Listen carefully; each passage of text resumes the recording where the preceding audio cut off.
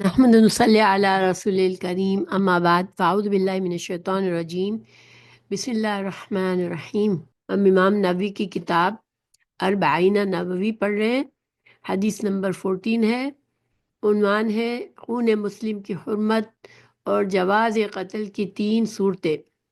تو ہم شروع کرتے ہیں۔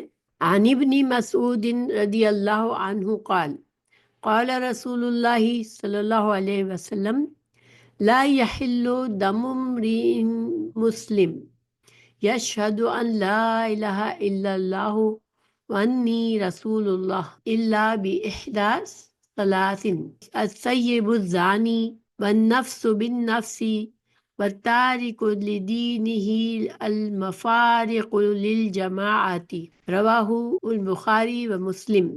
سیدنا عبداللہ بن مسعود رضی اللہ عنہ سے روایت ہے کہ رسول اللہ صلی اللہ علیہ وسلم نے فرمایا، مندرجہ ذیل 3 صورتوں کے علاوہ کسی مسلمان کا خون حلال نہیں ہے، جو یہ گواہی دیتا ہو کہ اللہ تعالیٰ کے سوا کوئی معبود نہیں اور یہ کہ میں اللہ تعالیٰ کا رسول ہوں، یعنی جو کلمہ شہادت پڑھ لے کہ اپنے مسلمان ہونے کا اعتراف کر لے، پھر اس کو قتل نہیں کیا جا سکتا۔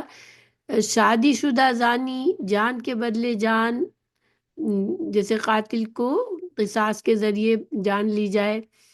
دین کا تارک، جو مرتد ہو جاتا ہے، جماعت سے علیحدگی اختیار کرنے والا۔ تو اس حدیث کو ہم سمجھتے ہیں، اس حدیث کو صحیح بخاری سے لیا گیا ہے، الدیات سے، باب ہے الدیات، یعنی جب ایک مسلمان کلمہ پڑھ کے ایک انسان مسلمان ہوتا ہے تو پھر اس کی جان کی حرمت ہوتی ہے، اس کو ناحق قتل کرنا حرام ہے، ٹھیک ہے۔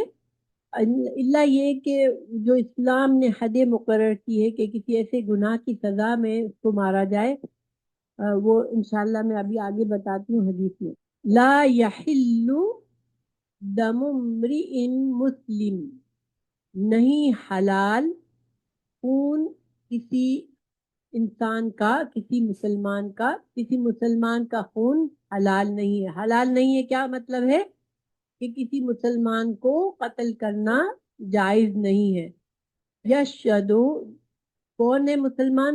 یشہدو ان لا الہ الا اللہ، جو کہ گواہی دیتا ہو کہ کوئی اللہ کے سوا کوئی الہ نہیں ہے، وانی رسول اللہ، اور رسول اللہ صلی اللہ علیہ وسلم اللہ کے رسول ہے۔ تو جو انسان یہ گواہی دیتا ہو لا الہ الا اللہ و محمد الرسول اللہ، اس کو کوئی اور مسلمان ناحق قتل کرنا اس کے لیے جائز نہیں ہے، حرام ہے اس کے لیے کہ کسی دوسرے مسلمان بھائی کی جان لے لے۔ اللہ، سوائے اس کے کہ بی احدا ثلاثین، ان 3 باتوں کے علاوہ کسی بات کی وجہ سے۔ وہ کیا ہے؟ السیب الزانی، سیب ویسے تو برا آدمی کو کہتے ہیں، لیکن یہاں سیب شادی شدہ کے معنی میں ہے۔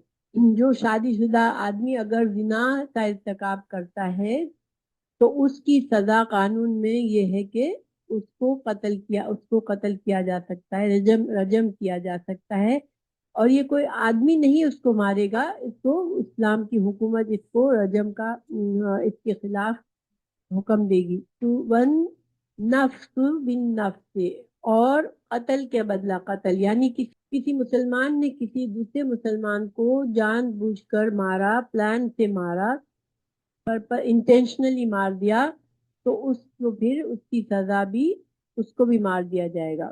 وَالتَّارِكُ لِدِينِهِ الْمُفَارِقُ لِلْجَمَاعَةِ، اور اگر کوئی اسلام سے مرتد ہو جاتا ہے، مسلمان ہونے کے بعد وہ اسلام سے پھر جاتا ہے، تو اس کی سزا بھی موت ہے۔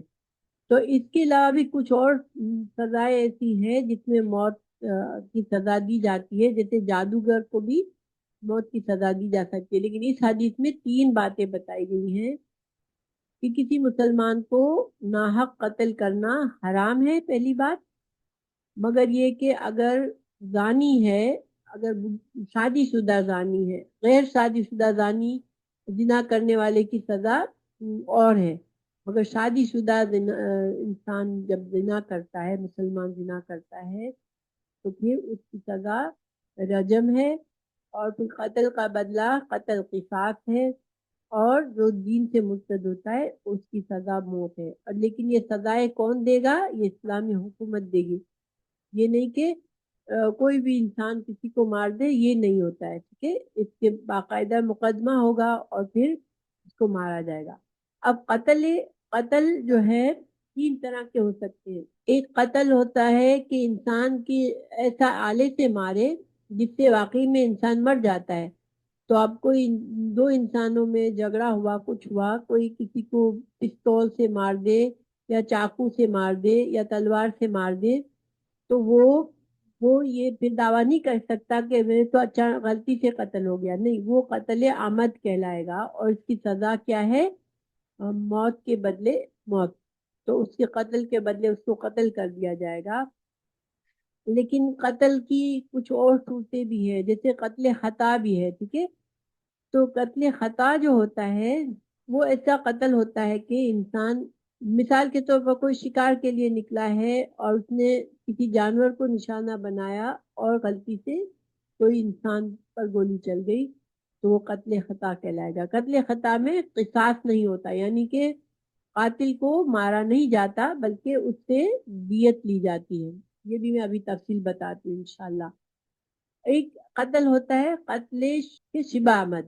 شبہ احمد کا کیا مطلب ہے کہ جو جس طرح سے انسان ارادے کے ساتھ کسی کو مارتا ہے، اس سے ملتا جلتا قتل، اس کو وہ کیا ہوتا ہے؟ شبہ احمد کہ انسان کسی کو مارتا ہے، ٹھیک ہے، لڑائی ہو رہی ہے، لیکن وہ چھری سے یا بندوق سے یا چاقو سے، ایسے آلے سے نہیں مارتا جس سے عام طور پر قتل ہو سکتا ہے، بلکہ کسی کے ہاتھ میں چھڑی ہے اور چھڑی سے مارا اور اتفاق سے آدمی مر گیا، تو یہ جو ہے اس کو پھر قتل عمد کے بجائے شبہ عمد کہیں گے. ٹھیک ہے.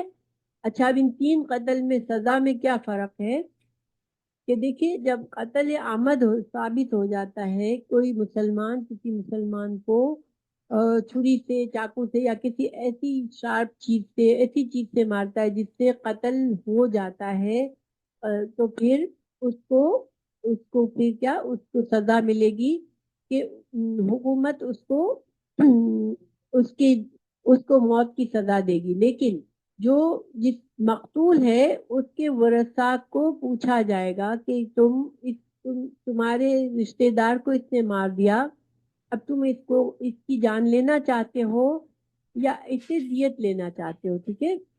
تو اگر رشتہ دار کہتے ہیں نہیں، اس کی جان ہم بخش دیتے ہیں، ہم اس سے دیت لے لیتے ہیں، تو پھر اس کو مارا نہیں جائے گا. یعنی کہ قصاص قتل عمد کی صورت میں دو چیزیں ہو سکتی ہیں، یا تو قاتل کو جان سے مار دیا جائے اور یا پھر اس سے دیت لی جائے. ٹھیک ہے. اور دیت اسلام میں فکس اماؤنٹ ہے اس کی. یہ چیزیں قتل عمد میں ہے. شبہ عمد میں قصاص نہیں ہوتا، یعنی قتل شبہ عمد، کوئی انسان لاٹھی سے کسی کو مارا، وہ مر گیا، تو اب اس آدمی کو ہم اس کو حکومت اس کو موت کی سزا نہیں دے گی، بلکہ اس کو حکم دے گی کہ وہ مقتول کے وارثوں کو دیت دے دے. ٹھیک ہے. اس میں دیت ہوتی ہے. لیکن قتل خطا میں بھی دیت ہوتی ہے. اس کی دیت قتل شبہ عمد سے تھوڑی سی کم ہوتی ہے، لیکن اس میں بھی دیت ہوتی ہے. لیکن اس میں انسان کو 2 مہینے کے روزے بھی رکھنے ہوتے ہیں. یہ قتل شبہ عمد ہے اور قتل خطا، یہ دو میں اللہ تعالیٰ سے بھی اپنی مغفرت کے لیے انسان کو یا تو کسی غلام کو آزاد کرنا ہوتا ہے. اب غلام تو یہاں نہیں ہوتے نا آج کل، تو پھر اس شخص کو 2 مہینے کے لگاتار روزے رکھنے ہوتے ہیں، بیچ میں چھوڑے بغیر لگاتار روزے رکھنے ہوتے ہیں، اور ورثاء کو دیت دینی ہوتی ہے. موسیٰ علیہ السلام نے مکہ مارا تھا اور آدمی مر گیا تھا، تو وہ قتل شبہ عمد تھا. اچھا، یہ تو تھا قتل کا معاملہ. اب زنا کا معاملہ. کیونکہ زنا جو ہے یہ حرام ہے، اور اس کے لیے یہ ایسا جرم ہے کہ اس کے لیے اگر یہ ثابت ہو جاتا ہے تو وہ اسلامی حکومت جو ہے وہ زنا کرنے والے کو سزا دیتی ہے. اب سزا میں یہ دیکھا جاتا ہے کہ زنا کرنے والا شادی شدہ تھا یا غیر شادی شدہ. اگر غیر شادی شدہ تھا تو پھر اس کی سزا 100 کوڑے ہوتی ہے اور اس کو 1 سال کے لیے جلا وطن کیا جاتا ہے، یعنی کہ اس شہر سے نکال دیا جاتا ہے۔ یہ جو تھا، یہ غیر شادی شدہ جب ہو اور زنا کر لے تو اس کی سزا، اور اس کا جرم ثابت ہو جائے، وہ اعتراف کر لے کہ ہاں مجھ سے یہ کام ہوا ہے، تو اس کو پھر کوڑے لگائے جاتے ہیں اور اس کو نکال دیا جاتا ہے، 1 سال کے لیے ملک سے نکال دیا جاتا ہے۔ لیکن اگر شادی شدہ مرد اور شادی شدہ عورت بنا کرتے ہیں تو ان کو پھر رجم کیا جاتا ہے۔ ان کو پتھر سے، رجم کیا ہوتا ہے کہ زمین میں آدھا گاڑ دیا جاتا ہے اور آدھا حصہ باہر رہتا ہے اور پھر اس کو پتھر مار کے مار دیا جاتا ہے۔ یہ بڑی سخت سزا لگتی ہے بظاہر، لیکن چونکہ زنا کا گناہ ایسا ہے کہ اس سے بہت خرابی ہوتی ہے، بہت سے خاندانوں پر اثر آتا ہے۔ اگر اولاد ہو جاتی ہے پھر وہ ناجائز اولاد کے اس بچے کی زندگی خراب ہوتی ہے، یعنی کہ بہت زیادہ اس کے اثرات معاشرے میں خراب ہوتے ہیں، اس وجہ سے اس کی سزا بھی بہت بڑی ہے۔ اور تیسری چیز یہ ہے کہ مرتد ہو جائے۔ اگر کوئی مرتد ہو جاتا ہے تو پھر اس کو پہلے تو سمجھایا جاتا ہے کہ وہ دوبارہ اسلام میں آ جائے، اگر وہ نہیں مانتا تو پھر اس کو سزائے موت دی جاتی ہے۔ یہ جو تھی جو آخری بات ہے مرتد، تو مرتد کے بارے میں شیور ہونا ضروری ہے کہ ہم کسی پر الزام نہیں لگا سکتے کہ یہ کافر ہے، ٹھیک ہے؟ کسی نے کلمہ پڑھا ہو اس کو ہم کافر اپنے منہ سے نہیں کہہ سکتے، یا ہم اس سے یہ نہیں کہہ سکتے کہ یہ تو اسلام سے پھر گیا ہے۔ اس کے لیے اس شخص کا خود واضح طور پر اس کا یہ اعتراف ہوتا ہے کہ وہ اسلام سے وہ خوش ہے، اسلام سے جانے کے بعد اسلام سے خوشی کے ساتھ نکل گیا ہے اور اس کو اس بات کا اعتراف کرتا ہے، تو پھر اس کی اسلامی حکومت جو ہے وہ اس کو سزا دیتی ہے۔ اب یہاں پر کچھ سوالات ہیں کہ اسلام میں زبردستی نہیں ہے تو پھر کیوں مرتد کو موت کی سزا دی جاتی ہے؟ دیکھیے اللہ سبحانہ تعالیٰ نے فرمایا لا اکراہ فی الدین، یعنی دین میں کوئی زبردستی نہیں ہے، یعنی کہ کسی کو زبردستی مسلمان نہیں کیا جائے گا۔ لیکن جب ایک انسان اسلام میں آتا ہے اور پھر مرتد ہوتا ہے تو یہ اسلام کے لیے، اسلام کو حقیر بنانے کا طریقہ ہے کہ مجھے تو اسلام پسند نہیں آیا، اسلام صحیح دین نہیں ہے، اور اس سے دوسروں پر برا اثر آتا ہے کہ اسلام کی بے عزتی کر رہا ہے وہ، اس وجہ سے اس کو سزا دی جاتی ہے۔ ورنہ کسی انسان پر یہ پابندی نہیں ہے کہ وہ اپنا دین زبردستی وہ اسلام میں داخل ہو۔ ایک چیز میں قصاص کے بارے میں بھی لوگ بہت باتیں بناتے ہیں کہ یہ بہت ظالمانہ بات ہے، موت کی سزا دینا اسلام کے بارے میں، یہ بھی ایک اس کے بارے میں لوگ باتیں بناتے ہیں۔ سعودی عرب میں کھلے عام جب سزا دی جاتی ہے موت کی تو اس کو بہت ہی ظالمانہ قرار دیتے ہیں، لیکن یہ اللہ سبحانہ تعالیٰ نے یہ حکم اللہ کا ہے، اور اللہ تعالیٰ نے فرمایا فَلَكُمْ فِي الْقِصَاصِ حَيَاتٌ، تمہارے لیے قصاص میں زندگی ہے۔ تو وَلَكُمْ فِي الْقِصَاصِ حَيَاتٌ، یہ سورہ بقرہ کی آیت 179 ہے۔ اللہ تعالیٰ فرماتے ہیں کہ تمہارے لیے قصاص میں زندگی کا سامان ہے، کیونکہ دیکھیں معاشرے میں اگر قتل و غارت کے خلاف سخت سزائیں نہیں ہوتی تو پھر کرائم بڑھ جاتے ہیں، جرائم بڑھ جاتے ہیں۔ لیکن اگر قاتل کو پتا ہو کہ میں پکڑا جاؤں گا تو مجھے بھی قتل کر دیا جائے گا تو ظاہر ہے کہ وہ ڈرتا ہے، تو پھر ایسی جگہ پر جرائم کم ہوتے ہیں جہاں پر سخت سزا بھی ہوتی ہے۔ تو مجرم کو سزا دینا کہ جب ایسے جرائم خاص طور سے جس سے دوسری زندگیوں پر اثر آتا ہے، دوسروں کی زندگی خراب ہوتی ہے، تو اس میں ہمیں برا نہیں فیل کرنا چاہیے کہ اسلام میں یہ تو بڑی ظالمانہ بات ہے، یہ ظالمانہ بات نہیں ہے، یہ اللہ کا قانون ہے۔ اللہ نے پچھلی شریعت میں بھی قصاص رکھا تھا اور ہمارے لیے بھی قصاص رکھا ہے۔ اب یہاں تو ان کی حکومت ڈیسائیڈ کرتی ہے کہ سزائے موت کو رائج رکھے یا نہ رکھے، لیکن کیونکہ وہ اللہ کے حکم سے تو نہیں جاتے، لیکن اللہ کی شریعت تو یہی ہے شروع سے کہ جو ایسے جرائم کرتا ہے اس کی پھر سزا بھی ایسی ہونی چاہیے۔ اور اگر قصاص جان نہیں لیتا اور کوئی انسان کسی کو چھری سے کسی کا ہاتھ کاٹ دیتا ہے، کسی کے کوئی اور عضو کاٹ دیتا ہے، تو پھر اس کے ساتھ بھی سیم معاملہ کیا جائے گا کہ اس کو بھی ہاتھ کاٹ دیا جائے گا، یا اس کا بھی جو عضو اس نے زخمی کیا ہوگا اس کو زخم دیا جائے گا۔ لیکن اس کے لیے زخم، کسی نے جیسے مثال کے طور پر کسی نے کسی کے پیٹ میں چھرا گھونپ دیا، تو اب انتظار کیا جائے گا کہ یہ انسان ٹھیک ہو جاتا ہے یا نہیں۔